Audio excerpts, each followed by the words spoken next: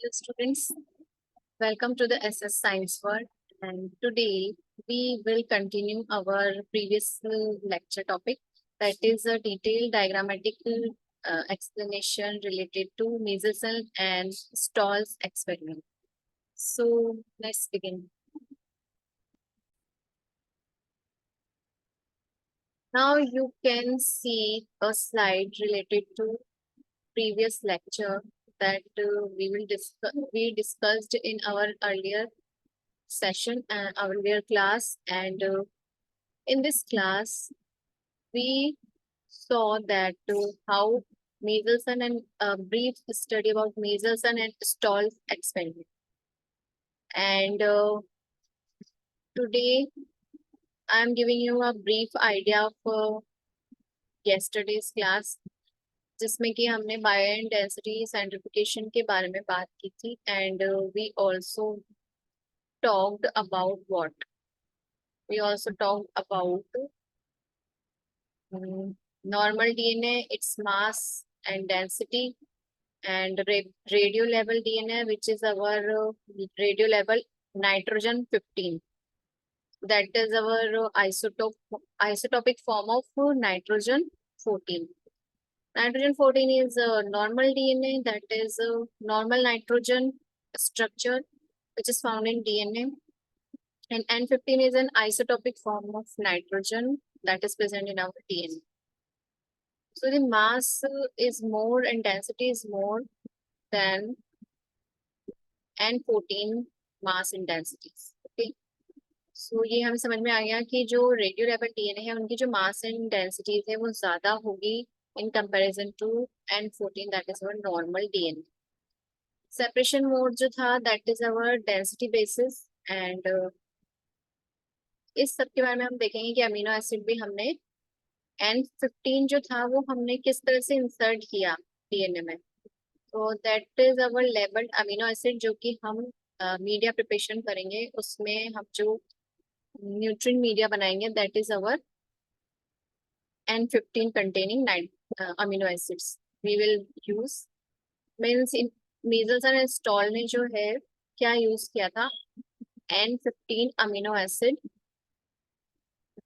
That is our isotopic form of nitrogen 14.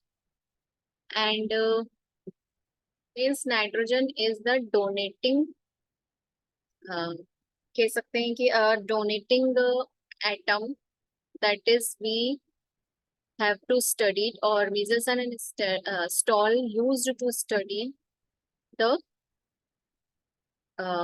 means about the strand of the two DNA, that is our they want to study about the semi-conservative nature of DNA. So for that purpose they used nitrogen as a donating agent. Okay.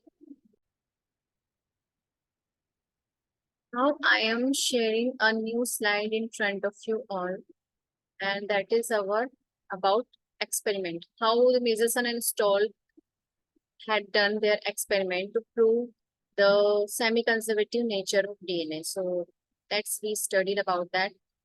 In first experiment, total they performed 3 experiments. In first experiments, they use nitrogen as a donating agent, and they level amino acid, means they level a nitrogen that is present in amino acids with an isotopic form of nitrogen, and that is our N15. N15 is our isotopic form of nitrogen. Okay. Now उन्होंने क्या किया कि एक petri dish ली, and they took a petri dish and they filled it with a nutrient agar or a medium that provide nutrition to the cells in which DNA replication goes on. Okay. So हुआ क्या, उस time पे उन्होंने यहाँ पे जो nutrient medium लिया उसको उन्होंने लेवल किया N15 से.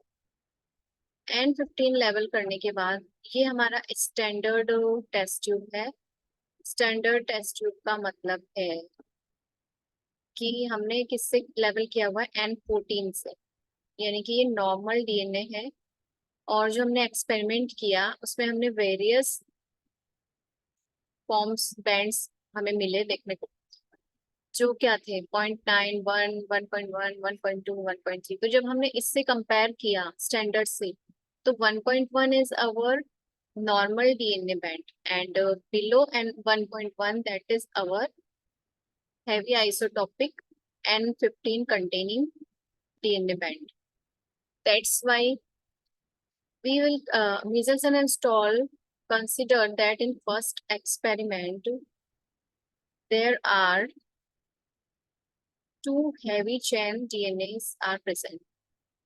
So जो दो strands थी वो उन्हें heavy chain की मिली because उन्होंने न्यूट्रिएंट मीडियम में क्या लिया था, N15 का N15 अमीनो एसिड लिया था। तो जितने भी जो बैंड थे उनमें सब में क्या गया, N15 कंटेनिंग गया, यानी कि जितने भी बैंड उनको मिले वो हैवी आइसोटॉपिक बैंड मिले।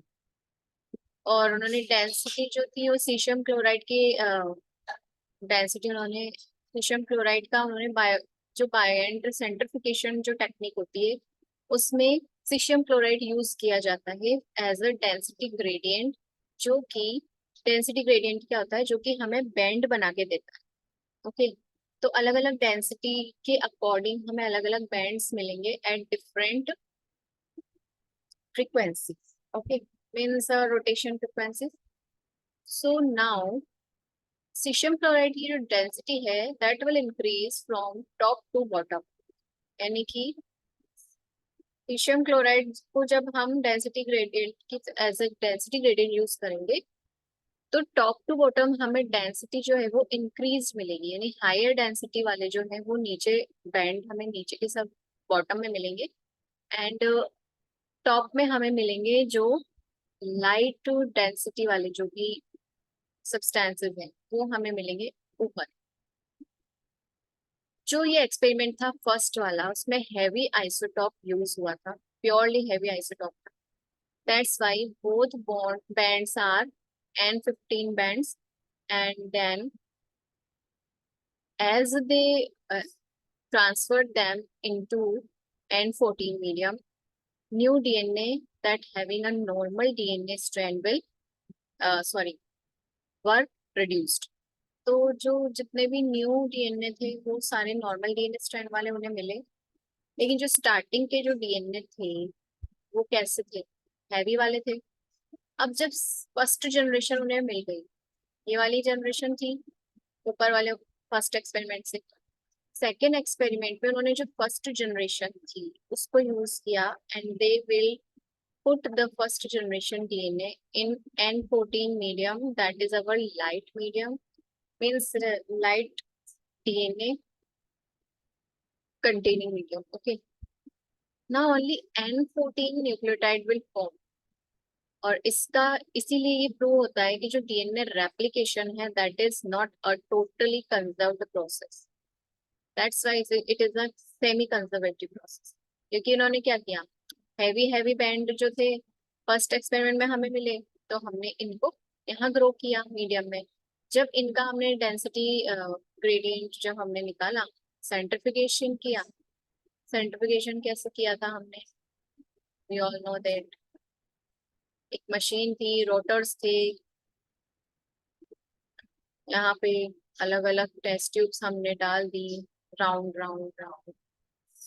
इसको जब हमने ऑन किया तो ये रोटर्स घूमने लगे, और जैसे ही रोटेट होने लगे, जब पर्टिकुलर स्पीड पे ये रोटेट होंगे, और जब हम थोड़ी देर बाद तो पर्टिकुलर टाइम के बाद हम जब इसे बंद करेंगे तो we will get a band, and इस बैंड को हम कंपेयर करेंगे with our standard test tube, जिसमें हमें पता चलेगा कि ये बैंड जो है N14 का मिला है या फिर N15 का मिला। तो अब क्या हुआ ना कि जो हैवी वाले थे वो कम पड़ते गए, क्योंकि जब न्यू डीएनए फॉर्म हुए तो न्यू डीएनए में क्या हुआ, लाइट चेन मिली, बिकॉज हमने फर्स्ट जनरेशन को कौन से मीडियम में ग्रो किया था, N14 पे, पहला वाला N15 था, उसमें सारे हैवी बैंड थे। Now we will get N14 band of DNA. तो हमें फर्स्ट जनरेशन में क्या मिला, हम देख सकते हैं, एक minute. We can see that if two bands are formed, अगर दो बैंड्स हमें मिलेंगे तो वो कैसे मिलेंगे? First will be of heavy strand and second will be of light strand. यानी कि पहले हमें क्या मिला था, हैवी वाले मिले थे, एच एच एच सारे ही हैवी मिले थे। और सेकंड एक्सपेरिमेंट में हमने जब N14 मीडियम यूज किया तो सारे लाइट लाइट मिले, यानी कि ये तो हो गए नॉन कंजर्व। अब सेमी कंजर्वेटिव प्रूव करने के लिए हमारे पास होना चाहिए one heavy band and other one is light band. तो अब ये कैसे होगा? चलिए, हमने सेकंड जनरेशन अप्लाई की। जो हमें सेकंड जनरेशन मिली वो कैसी मिली? वो हमें मिली लाइट लाइट बैंड। एक बैंड तो हमें कैसा मिला टेस्ट ट्यूब में, दोनों ही लाइट बैंड, यानी parental DNA and daughter DNA was light, both bond bands are light, okay, मतलब both strands are light. And another band we got, means Meselson and Stahl got, which having one strand is heavy and other strand is light, means पहला parental DNA जो था वो तो heavy था, और जो daughter DNA था that was our light, it means normal nitrogen containing band. So this experiment prove that DNA is semi-conservative process because it shows two bands, one of heavy and one of light. Now, as we put this second generation in N14 again, and that is our third generation, फिर से हमने N14 में किया तो हमें क्या मिला? दो ही बैंड हमें दोबारा मिले, लेकिन जो हैवी और लाइट वाला जो बैंड था वो हमें थोड़ा कम थिकनेस का मिला, और जो लाइट लाइट बैंड वाला था, लाइट एंड लाइट स्ट्रैंड वाला बैंड था, वो हमें थोड़ा ज्यादा वाइड मिला, यानी उसकी थिकनेस हमें ज्यादा मिली। तो it proves that the amount और concentration of two light strands is more than comparison to heavy and light strand, okay. तो जो इस तरह से हम देख सकते हैं, हैवी लाइट और लाइट लाइट को जब हमने किया तो जब इनका रेप्लिकेशन होगा N14 में, मतलब हैवी लाइट बनेगा, हैवी अदर चला गया, और लाइट अगर अलग चला गया, लाइट जो है वो दोबारा लाइट ही बनाएगा, बिकॉज हमने मीडियम में N14 ही डाला है। तो N14 ये तो पेरेंटल है, this one is our parental DNA and this one is our daughter DNA. तो दोनों ही डीएनए जो है इस तरह से बनेंगे, और एक अगर हैवी वाला जब बनाएगा तो क्या करेगा, एक हैवी बनाएगा, और दूसरा, चूंकि नया वाला फॉर्म क्या होगा, नया वाला जो भी डीएनए है वो अमीनो एसिड लेगा इस वाले मीडियम से, इस मीडियम से लेगा ना, और इस मीडियम में क्या है, N14 है।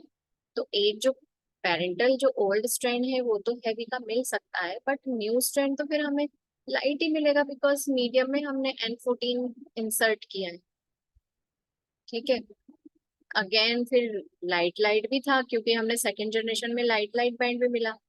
तो फिर लाइट लाइट ने जब वो फॉर्म किया तो again two light strand will form, then again heavy light will form one heavy light and light light, again light light will form both light light and light light।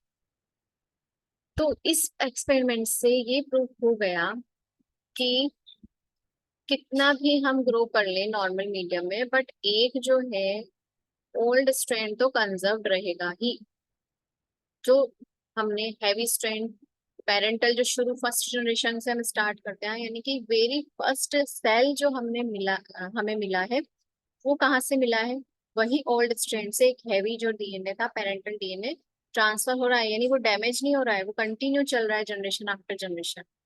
तो that means information is conserved and in some form. ज्यादा form में conserve नहीं है, लेकिन कुछ amount ऐसा है जो कंजर्व है पेरेंटल डीएनए की फॉर्म में।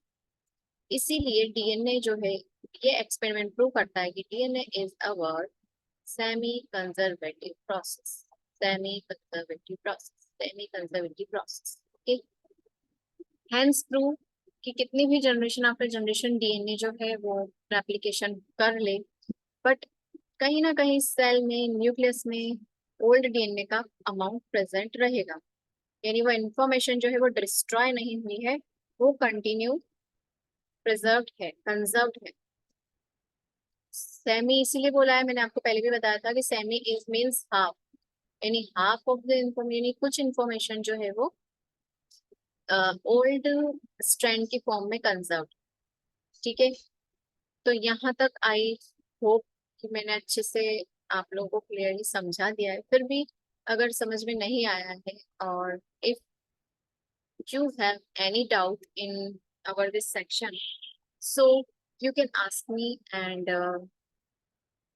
और भी जो नोट्स वगैरह हैं, कई लोगों ने लिए हैं notes and they get benefit with them. आप लोग भी जिनको नोट्स की रिक्वायरमेंट है, आप लोग मुझे कह सकते हैं, एंड अलग अलग डिस्काउंट भी चलते हैं, तो डिस्काउंट के थ्रू भी आपको मिल सकते हैं वो नोट्स। और अगर कोई फ्री पॉलिसी होगी नोट्स की, तो हो सकता है आपको फ्री में भी नोट्स अवेलेबल हो जाए। सो अच्छे से तैयारी कीजिए, पढ़ाई कीजिए, और जो भी डाउट्स हैं you can ask, and till then, happy learning and enjoy learning. Take care.